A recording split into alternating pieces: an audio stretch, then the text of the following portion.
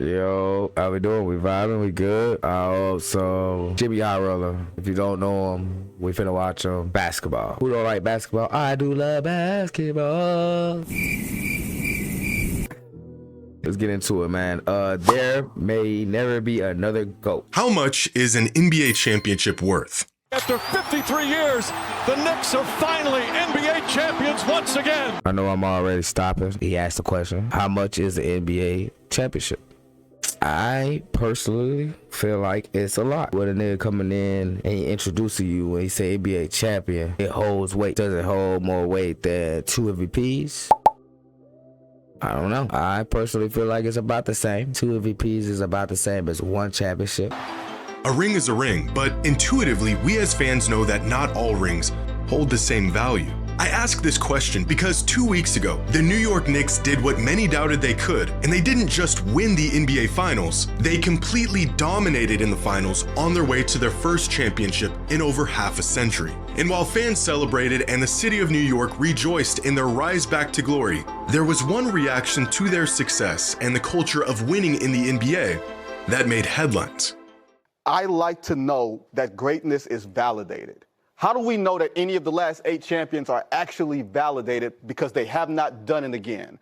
Giannis is itching to get out. Boston is thinking about trading Jaylen Brown. They don't believe in their 1 championship. LeBron's 1 championship in LA was not enough. So why would it be enough for us?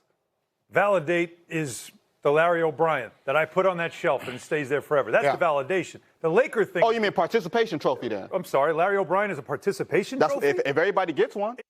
Yes, you heard that correctly. Check this out. I'm going to show you how I afforded this car. Okay, you ready? All right, $118 for car insurance. That's how much I was paying, okay? I picked up the car. The pinnacle of the sport, the ultimate goal every basketball player sets to achieve from the first time they ever lace up, is nothing but a participation trophy. This, my friends, is a symptom of ring culture. When nothing matters but hoisting the trophy at the end of the season, and even that is invalid if you've only done it once. But ring culture fails to address one key thing. Not all rings are created equal. Dirk Nowitzki has 1 ring, but it was arguably the most difficult championship won in modern NBA history. It's held to such high regard, it might as well be 2 rings. But then there's Kevin Durant, who actually does have 2 rings, but he had to join an already polished, record-breaking Warriors team to get them. Dirk's 1 is almost universally regarded as greater than Durant's 2. And this same logic can be applied in different circumstances, even across eras. Which player is greater? The guy with 11 rings or the guy with 6? Probably the player who has 11, right? Well, what if the player who won 11 did it in the 60s when the league only had 8 to 14 teams? And what if the guy with 6 won them in historically dominant fashion in a much more competitive league? Going against everything you learned in math class, in some situations, 6 is actually greater than 11. But can this same exact logic be applied to today's league? If the evolution of the league makes it clear that Jordan's 6 is greater or at least equivalent to Russell's 11, then what is the equivalent to Jordan's 6 rings in today's NBA? 2 rings? 3? It sounds like a crazy concept at first, the idea of 2 or 3 rings vaulting a player into the same conversation as players who dominated an entire generation of basketball. But the further we get into this era of parity in the NBA, the more this idea feels like a reality. So how much is a championship actually worth?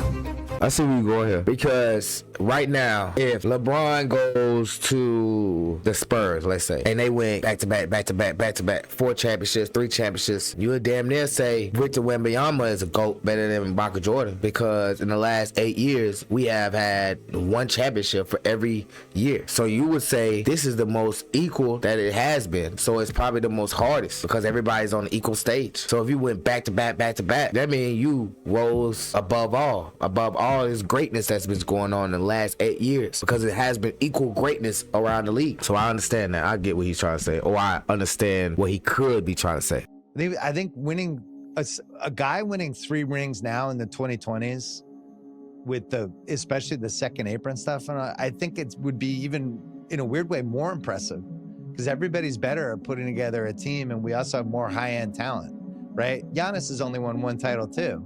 If Jokic wins one title and that's it, he's going to be the ultimate sort of barometer for this, because the statistics are going to say he's a top whatever single-digit player of all time. I think the big thing to remember when you talk about this stuff is what era was the guy in and how good was the league, how competitive it was, right? And I just wonder, like, is it just everybody's going to win one or two now going forward? Ring culture has been a highly debated topic for a while now. The idea that rings are not just a measure of a player's greatness, but the only measure of a player's greatness. For as long as fans have been debating, rings have reigned supreme in measuring a player's dominance. In spite of everything a player does throughout his career, winning or not winning a championship will be the final verdict of his abilities. It is the ultimate barometer of how great a player is and was. But what do we do if that barometer breaks? What do we do when the criteria for measuring greatness isn't properly calibrated? If winning a ring in today's NBA is more difficult than it was in the past, and the weight a ring holds depends on how difficult it was to obtain, are we reaching the point where the NBA is so competitive and so deep that 2 or 3 rings can be as great as 6? Parity, or a state in which things are equal, equivalent, or evenly matched, is a good thing. When things are more equal, more teams have a chance to win, more fans are engaged, and of course, more players have a chance to win.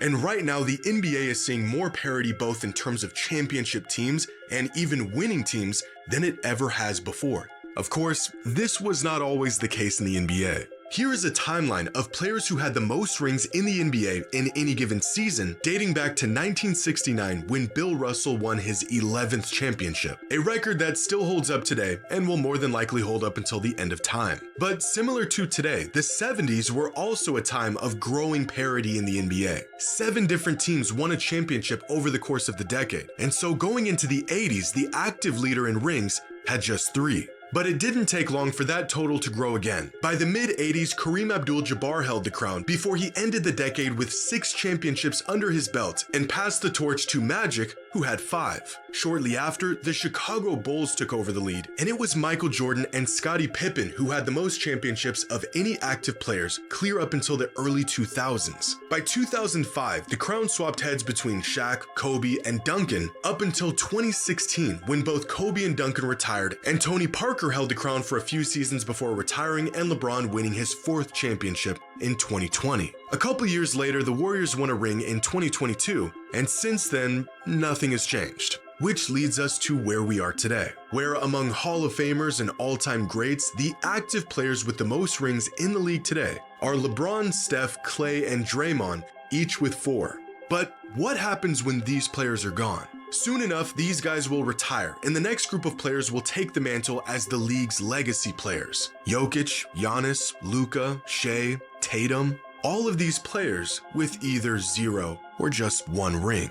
Now, we don't know how the next decade of basketball will play out. 1 or 2 of these players could go on a tear and win 2, 3 rings. But if the past 8 seasons is any indication of what's to come, even the greatest players in the league today may struggle to win more than 1 championship throughout the course of their entire career, which, according to ring culture, disqualifies them from being included among the true all-time greats of the sport.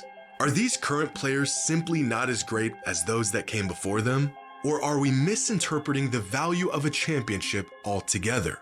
For joining us. This was incredible. You'll be back during the playoffs at some point, so we're looking forward to that. 7 rings. Can you just loan him one? Just one. Nah, dog, you got to earn it. It would be right if I gave it to you, right? You did a lot of great things in the NBA, but you know. You heard the man. You got to earn your rings. If there's any player that knows a thing or two about rings, it's this guy. Robert Horry. He's got the most rings of any player in modern NBA history. 7 championships in his 16-year career, and he hits some of the biggest shots in playoff history, thus giving him the nickname Big Shot Bob. And he said this to Tracy McGrady, who of course never won a ring. And by ring culture standards, this is a perfectly normal and applicable thing for Mr. 7 rings to say to Mr. 0 rings. There's only one problem. Robert Horry averaged 8 points a game in the playoffs, was not the driving force behind those rings, and only even started in 2 of those. I had to say one thing. Did you see how Tracy McGrady looked? I would have been a little pissed too, bitch, because like, who are you talking to me? Who are you talking to me like that? Robert Horry, you know who I am? Tracy McGrady. Why I put 30 on you plenty of time. And then what Jimmy just said, you averaged 8. You just came in, you freshly air one, you know, you got your win and you hit big shots. You weren't out there for real, boy. You weren't out there for real, boy, in some of them games. Some of them games, it's a 7-game series, nigga. Some of them games you were trash. Some of them games you came in clutch. Tracy McGrady had to be there every game. You know, it's a difference. But we all know that, though. Championship runs. Tracy McGrady is one of the 50 greatest players to ever lace up. This is the effect ring culture has on basketball. If you didn't know any better, you would think Charles Barkley was an absolute slouch the way Shaquille O'Neal addresses him on television. That his opinion on winning and dominating the field is invalid because he never won a ring. Charles Barkley was a league MVP, went toe-to-toe with MJ in the finals, and was one of the best players of an entire generation. When rings mean everything, not winning one, or in some cases not winning enough of them, means you'll always be one step below those who did, regardless of everything else you accomplished. Which begs the question, if the NBA is truly in an era of parity and the evolution of the league now makes it nearly impossible for a couple of players to hoard multiple championships for themselves, how will we remember Nikola Jokic if he only retires with one? How will we remember Giannis Antetokounmpo if he only retires with one? Or Luka Doncic if or when he gets to that point? At this rate, will anyone ever get within reach of GOAT status? And is this era of parity really just an era? Or is this just the new standard for the NBA and what's to come in the future? Man, I love Jimmy High Roller. Like, he really be expanding my mind on to think. See, I love the NBA right now. I love the everybody getting a championship, everybody, you know, like, okay, like the Charles Barkley, the Patrick Ewing, them these days of being them guys are over with right now. If you can grasp or getting a chip, but the bad side is that we won't get people with 4 championships, with 5 championships, and people dominating the league. So yeah, right.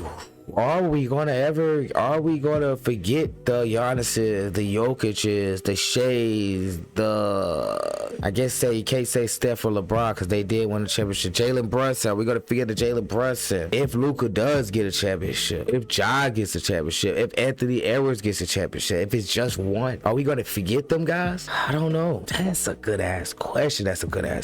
Because I will be in that era of old guys that remembers these guys, but then the young guys that's 5 right now or 3 right now, they probably won't remember the guys that's winning championships right now in 20 years or 15 years or 10 years or 13 years when they're actually old enough to understand what they're watching. They probably won't understand that 10, 12, 13 years ago there was a guy named Nikola Jokic, there was a guy named Giannis that was a beast, that got a chip, that one of the Hall of Famers. They won't really understand their impact because they only got chip if we're going on the ring culture. From Dustin Nielsen, why is ring culture so much more prevalent in the NBA than in other sports?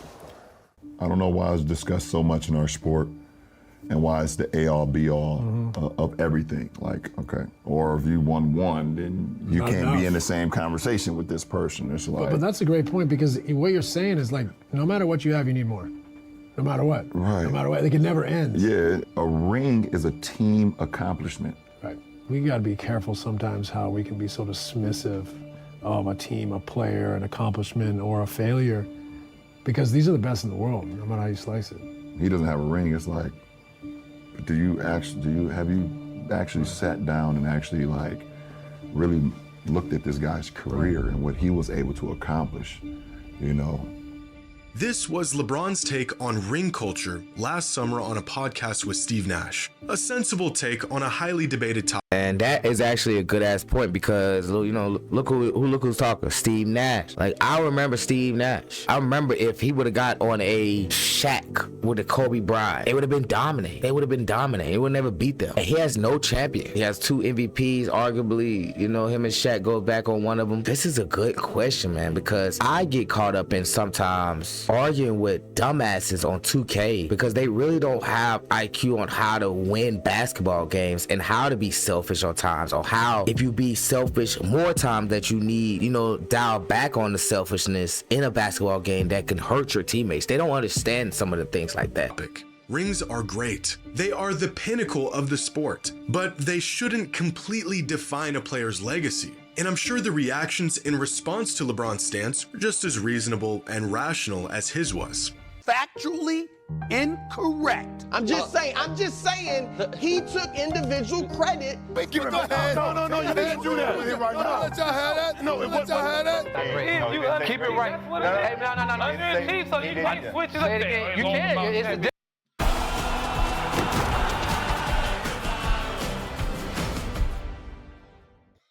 Weight loss starts with a game plan. Meet Wegovy Pill, the #1 prescribed GLP-1 weight loss pill. People taking Wegovy Pill lost over 30 pounds. Some lost over 47 pounds. Your body, your move. Your time to make a change.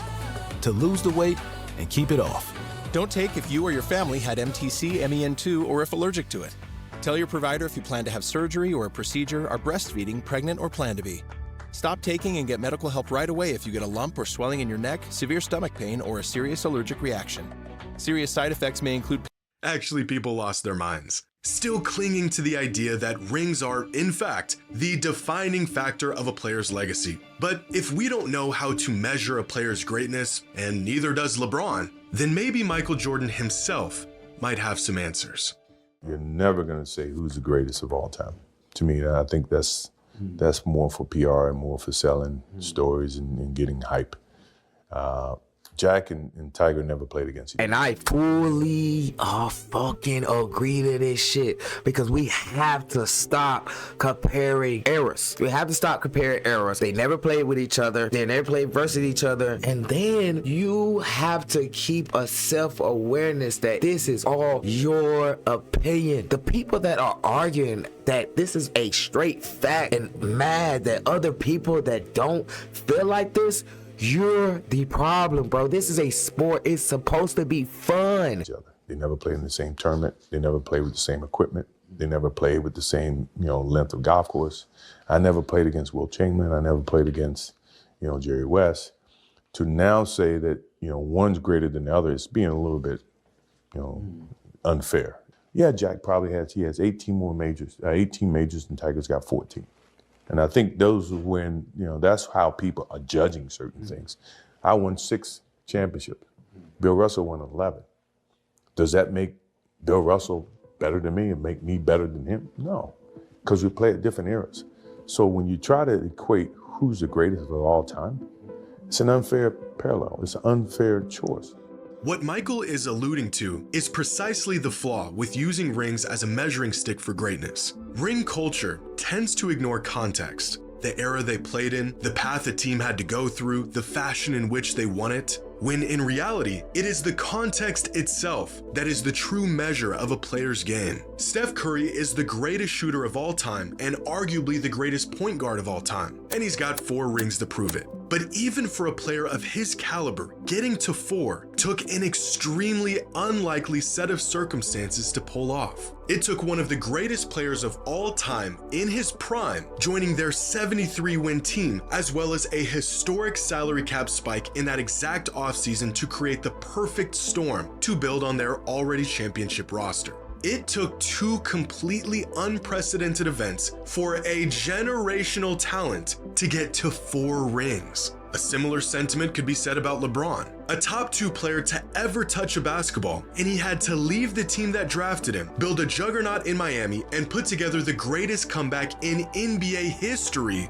just to get to 4 rings. And not only did it take extreme circumstances for these 2 to get 4, it took circumstances that are essentially impossible in today's league. Part of this is due to the natural evolution of the league and the sport, and part of it is by design. The irony of this clip and the take that came with it is that right before Vincent Goodwill said it, he actually explained exactly what makes championships today extremely valid. I think dynasty is better for the sport because if we're going to look at the way that the NBA experiences golden age, those 2 decades where it went from Magic and Bird and Isaiah in between to Michael Jordan, that's where you had the greatest explosion in growth. And it's not just because those guys hoarded the championships. Now you're legislating parity. The owners are saying you aren't allowed to be great for an extended period of time because look at Oklahoma City with Durant and Westbrook and Harden. They weren't allowed to keep their 3 guys together because the money says, okay, you drafted too well. You drafted 3 MVPs. You can't hold on to them. Through a combination of smarter teams, better front offices, advanced analytics, deeper rosters, larger talent pools including international players, and rules set in place explicitly designed to prevent teams from building dynasties, it is harder now, or at least as I've said before, it is more equitable now to win a championship than ever before. This era of parity could very well be a phase in NBA history. Eventually, someone has to lead their team to multiple titles among this generation of great players. But we have evidence that what we are seeing now is only the beginning of what's to come. 2 years ago, the NBA introduced the Second Apron, a set of rules created in the 2023 Collective Bargaining Agreement that has since made it virtually impossible for teams to build a great roster and keep that roster intact. Due to a laundry list of financial penalties and restrictions, in today's NBA, winning a championship is as difficult as it's ever been, and winning another one has become, at least to this point, an insurmountable task. In today's league, KD signing with the Warriors wouldn't even be possible. LeBron building a team in Miami wouldn't and couldn't happen. Running it back with the same proven core year after year isn't even feasible. If a prime LeBron or Steph or MJ were attempting to make real championship runs in today's league, in spite of their talents, the odds would be stacked against them and the path would be more difficult than it was 10, 15, 30 years ago. The NBA has literally created rules that force teams to choose between keeping their current roster intact and maintaining the flexibility needed to improve on their roster in the future. And we're seeing these rules crumble teams in real time. After winning a ring in 2024, the Celtics traded Kristaps Porzingis and Drew Holiday just to give themselves flexibility and stay below the second apron. The current rules of the league forced a championship team to immediately blow up their roster. The man who helped propel the Knicks to their title this season, Karl Anthony Towns, is only on the Knicks because the Timberwolves couldn't afford to keep him after making it to the conference finals. And we're only going to see more of this as teams continue to adapt to rules specifically made to prevent historic runs and dynasty contenders. If becoming the GOAT requires a player to match Jordan's 6 rings, or match LeBron's 4 for that matter, then fans of the NBA may need to once again reevaluate what a ring is truly worth within the context of when it was won. If winning... Okay, I know he's finna wrap it up, but I wanted to say these things while it's on the top of my head. This actually makes a lot of sense why Giannis went to the Miami Heat. If he's taking the fact of everything that he's saying about the NBA put... You heard what he said. The NBA put these rules in for you can't put a dynasty. Miami Heat is a great team that actually makes something out of nothing from the G League. So they have a lot of scouting that is actually really good. If Giannis is actually really trying to take a championship route, he want to go to a organization that understands how to pick talent with little money. So that's actually smart. And then while I have this moment to think about what I thought about earlier about Bron's decision right now, Bron's got to be smart too. I see why the Spurs and Nuggets was on that whiteboard list because they already have a team, they already have defense. For signing me, if I take the vet minimum, so I could get me a championship, I could go to them teams. If I was LeBron, I would just hop around teams that are good for me that could win now and just help them win a championship. Fuck it, fuck whoever say whatever. Fuck it. Like who gonna touch me? Who gonna say something that's really going to affect whatever I got going on? Nobody. That's what I would do. Take the vet minimum to these championship contending teams and just win championships while I'm old as shit and give them a 19 ball. Don't care how you feel about that, because in 50 years niggas ain't gonna give a fuck. They're gonna say I had 8 championships and I lead all time in points. Only one championship, or even worse, winning none at all, makes a player or a title run invalid. Then we are dangerously close to disregarding an entire generation of players in the NBA. How much is an NBA championship worth? Well, if 30 years of evolution is the difference between Jordan's 6 matching Russell's 11, then maybe the last 30 years of the league's evolution is the difference between 2 or 3 today, matching Jordan's 6. Great video, Jimmy High Roller. Of course, we come here for the bangers when we come in for Jimmy High Roller. Gave me a lot to think about because I was just talking to my homie about I love the parody. You know, I love the one-on championships as other people getting opportunities to win championships. I love it. But then I didn't think about this. I didn't think about this era. All the people that's winning championships like right now, like Jalen Brunson and Shea and Giannis, Jordan and LeBron and Steph seem so far from it right now. Like when they was winning, when LeBron and Steph was winning back to back and all that shit, it seemed so close because they was winning so, you know, fast. But now they're in it and they're winning and they feel like it's fucking forever to get that second one and they on 4. How am I ever going to get that? And it took me forever just to get this one, and it's feel like it's been 3-4 years since I won the last one, and I'm only getting older and older by, you know, every day. That's tough to think about because it might actually be harder. It really is harder now to win 2 championships, 3 championships, 4 championships. When it felt like when Tim Duncan was doing it, felt so easy because they was getting it back to back, or I'm off 1 or I'm off 2 back to back. You know what I mean? Shit like that. That's actually a good question that I actually don't know if anybody right now go to a 3-peat for sure. If somebody hit a 3-peat right now, it'll probably hit as same, I don't know, as same as Jordan's 6, but it'll probably hit as same as, close to same as Kobe's 5 or Shaq's 4. It'll definitely probably hit the same for sure. But I don't want to be long-winded here. I got some things to do and it's already been 40 minutes. Appreciate y'all for coming by. I switched it up with some basketball. I hope y'all like this one. Till next time. Peace.